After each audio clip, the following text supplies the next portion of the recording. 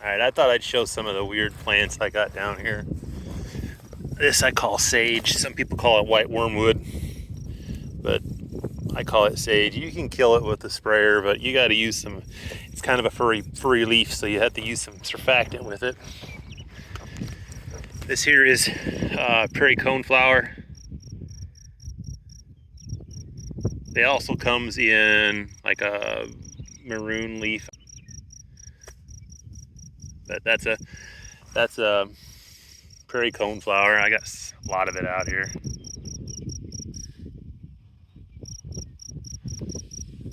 We'll see what else we can find here quick.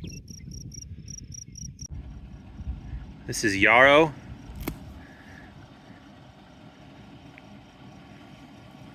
I guess the Indians use this crap for something. Earaches or something like that. It's kind of a unique looking flower. If I can get still here. Back up a little bit.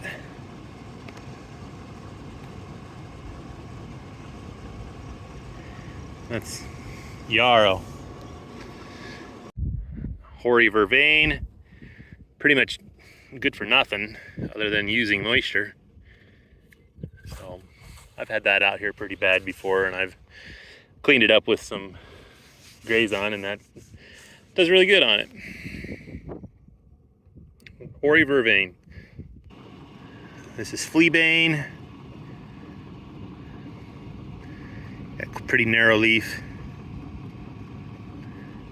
Also right here we got some people call it joint grass, snakeweed. This is scouring rush. It comes apart in them joints. It reproduces by rhizomes and spores, so it's a pretty old plant. This is a puccoon. What is it? P-U-C-C-O-O-N, puccoon.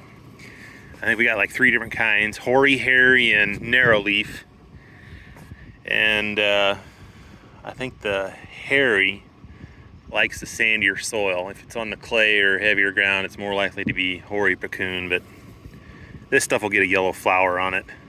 It's not blooming now. I think it just ended not that long ago. There might be some over here though. Hang on.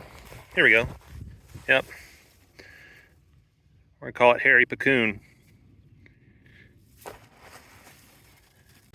Right outside my pickup door, we got some prickly pear cactus.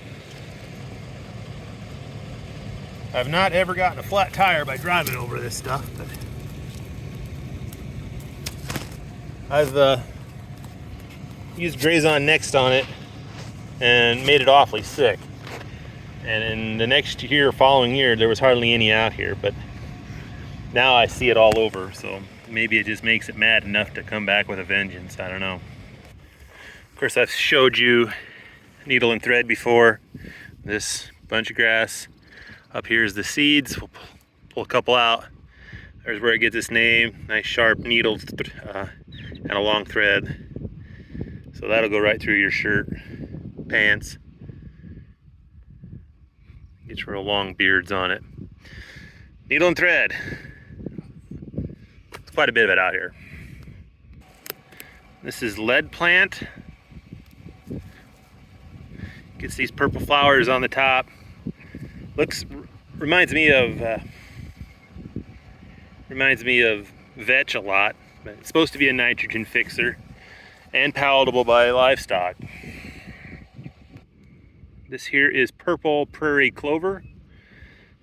Not what you would think of when you see clover or say clover, but it's got these real narrow little leaves, almost fern-like, and these little purple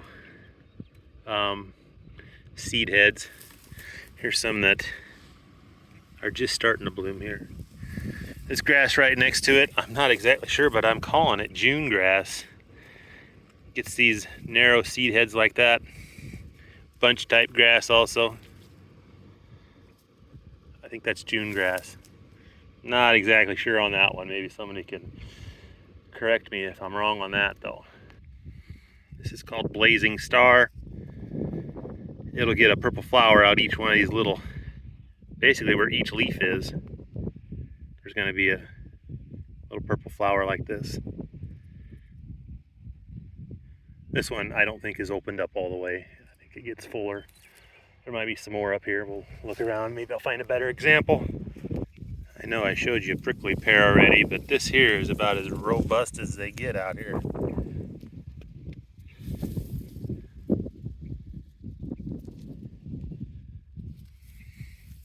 Pretty big for a little cactus. I know it's a bad picture, but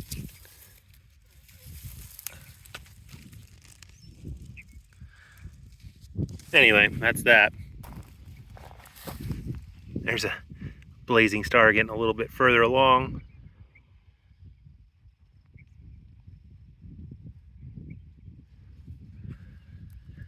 Some more puccoon. Ah, look what I just dug out of my shirt. That was needle and thread. Let's do a cattle intermission here quick.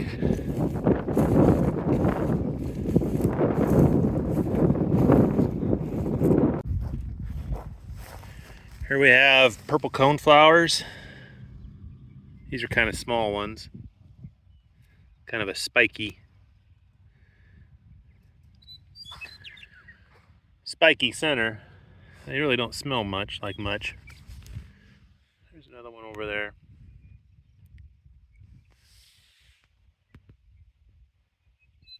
Here's some lead plant that's just really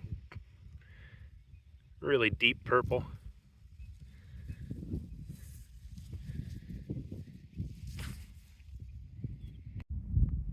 There's one of the native thistles, gray thistle or wavy leaf thistle.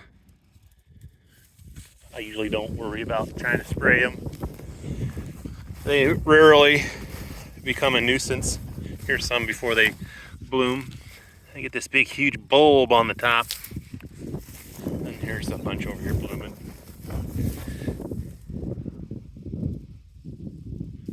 Like I said, not usually a problem. Not like your Canadian thistle or plumeless thistle or musk thistle. Here's one with a big old bee on it. Big old bumblebee. So I call them gray.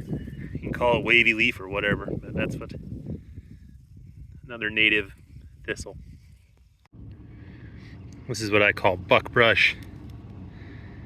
It does bloom a little bit. It's just a tall, well, it's not really that tall, knee high or so, a couple foot, just a woody old plant that I don't know if deer eat it at all, but unpalatable to cattle. So it's pretty worthless, other than maybe some cover, or that's about it. Takes moisture.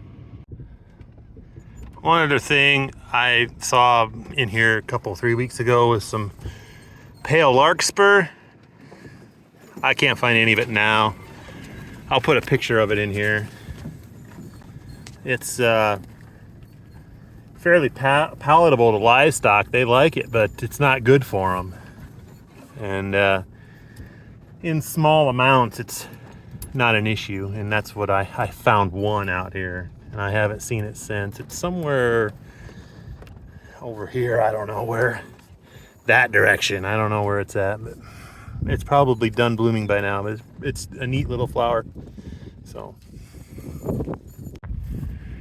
here we go. Spiderwort. I don't know. Looks like a spider to me.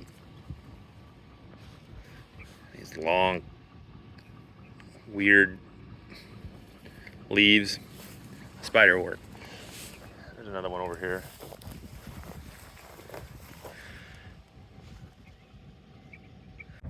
Here's a wild rose. It's got one of them beetles in the flower here. I don't know what kind of beetle that is. He flew away, but wild rose. Depending on the time of year you're out here, it depends on what you're gonna see.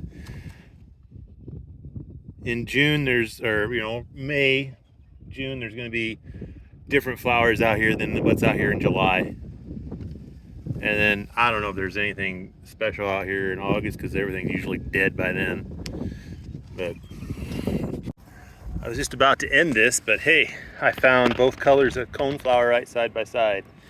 So foreground we got the yellow, and then back here we got the maroonish, purplish focus. A little darker color. So yeah, you don't see that one as often. The yellow's all around. So, all right, that's it. Later.